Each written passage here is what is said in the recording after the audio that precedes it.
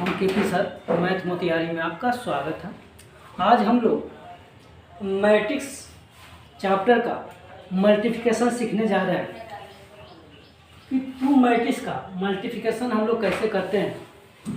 इसमें जो मैट्रिक्स है, मल्टीप्लिकेशन ऑफ टू मैट्रिक्स और या प्रोडक्ट ऑफ टू मैट्रिक्स, दो अवयवों के गुना हम लोग कैसे करते हैं। मान लेते हैं मैट्रिक्स जो दिया गया है हमारा, ए मैट्रिक्स जो है A11 A12 A13 और A21 A22 A23 है, जिसका ऑर्डर 2 क्रॉस 3 है। यानी 1 रो सेकेंड रो, यहाँ पर जो है कॉलम की संख्या 1 2 और 3 है। तो इसका जो ऑर्डर होगा क्या हो जाएगा, 2 क्रॉस 3 हो जाएगा। ये क्या हो जाएगा, ऑर्डर। ये ऑर्डर जो हो जाएगा 2 क्रॉस 3 मैट्रिक्स ऑफ ए का, उसी तरह से मैट्रिक्स ऑफ बी का ऑर्डर जो है 3 क्रॉस 3 है। तो यहाँ पर हम लोग मल्टीप्लिकेशन तभी संभव होगा, यानी ए क्रॉस बी यानी ए गुने बी तभी पॉसिबल होगा जब मैट्रिक्स ए का कॉलम की संख्या मैट्रिक्स बी का रो की संख्या के क्या होना चाहिए, इक्वल होना चाहिए। तो यहाँ पर भी क्या है, मैट्रिक्स ए का जो कॉलम है 3 है और मैट्रिक्स बी का रो 3 है। तो यहाँ पर ए गुने बी क्या है, पॉसिबल है, यानी ए क्रॉस बी क्या है, पॉसिबल है। तो इसको जब मल्टीप्लाई करके जो हमारा न्यू मैट्रिक्स आएगा, न्यू मैट्रिक्स का जो ऑर्डर हो जाएगा, यहाँ फर्स्ट मैट्रिक्स का जो रो की संख्या है और सेकेंड मैट्रिक्स का जो कॉलम की संख्या है, उसी का जो क्रॉस होगा वही क्या हो जाएगा, हमारा न्यू ऑर्डर के रूप में आएगा। क्या आएगा, न्यू ऑर्डर या न्यू कोटि के रूप में आएगा। यहाँ पर ऑर्डर को हिंदी में क्या, कोटि के नाम से हम लोग जानते हैं। ऑर्डर को हम लोग कोटि के नाम से जानते हैं। मल्टीप्लिकेशन करने का यह तरीका जो है, फर्स्ट इसमें मल्टीप्लिकेशन ए मल्टीप्लिकेशन बी इस तरह से देखा जाता है। फर्स्ट मैट्रिक्स का रो सेकेंड मैट्रिक्स का कॉलम को मल्टीप्लिकेशन किया जाता है। तो यहाँ पर देखिएगा, फर्स्ट मैट्रिक्स यानी मैट्रिक्स ऑफ ए का फर्स्ट रो जो है A1 1 है और इसको इस तरह से इसमें गुना किया जाएगा। इस तरह से रो में फर्स्ट रो और फर्स्ट कॉलम में गुना किया जाएगा। उसी तरह से A12 जो पोजीशन है, यहाँ पर जो पोजीशन आएगा इसका फर्स्ट रो और सेकेंड कॉलम, उसी तरह से फर्स्ट रो थर्ड कॉलम, इस तरह से मल्टीप्लिकेशन किया जाएगा। तो देखिएगा A11 A12 प्लस A12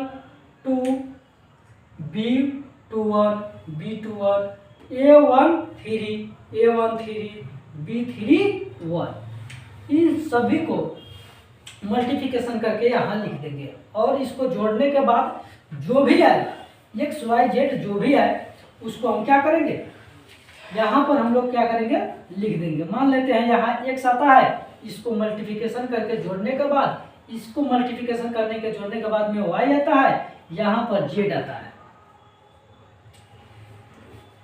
नीचे देखिएगा, यहाँ इसको जब मल्टीप्लिकेशन उसी तरह से फर्स्ट यहाँ पर क्या हो जाएगा, सेकेंड रो, यहाँ पर हो जाएगा first column.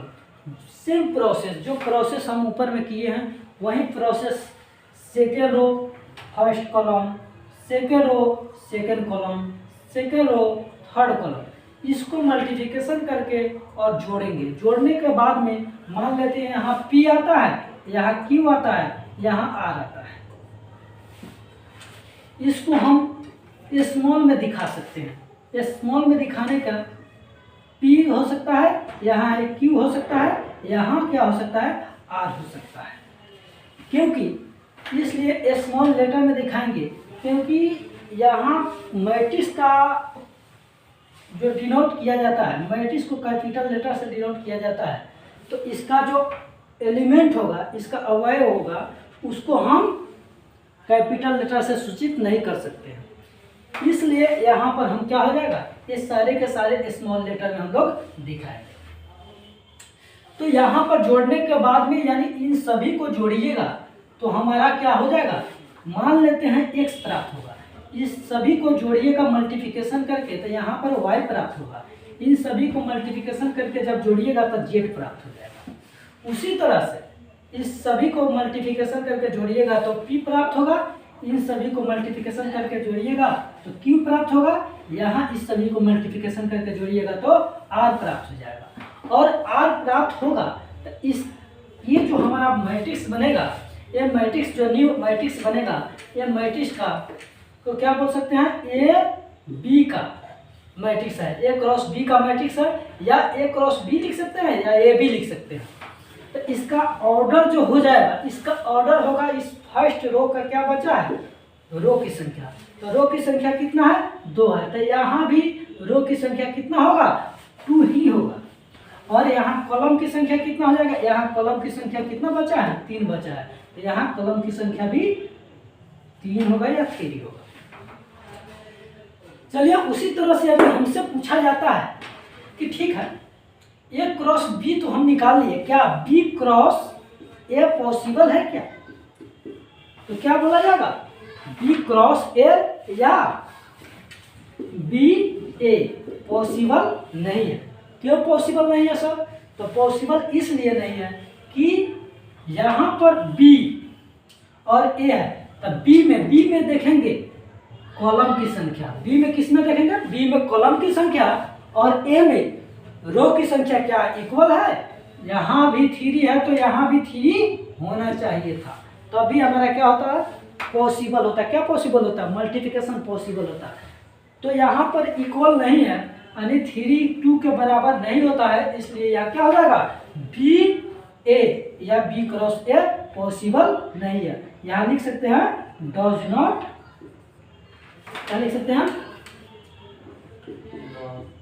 Does not possible,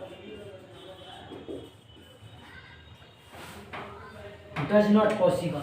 तो हमारा क्या हो जाएगा, क्वेश्चन कंप्लीट हो जाएगा। चलिए जैसे में और एग्जाम्पल के तौर पर हम लोग कुछ और भी लेते हैं।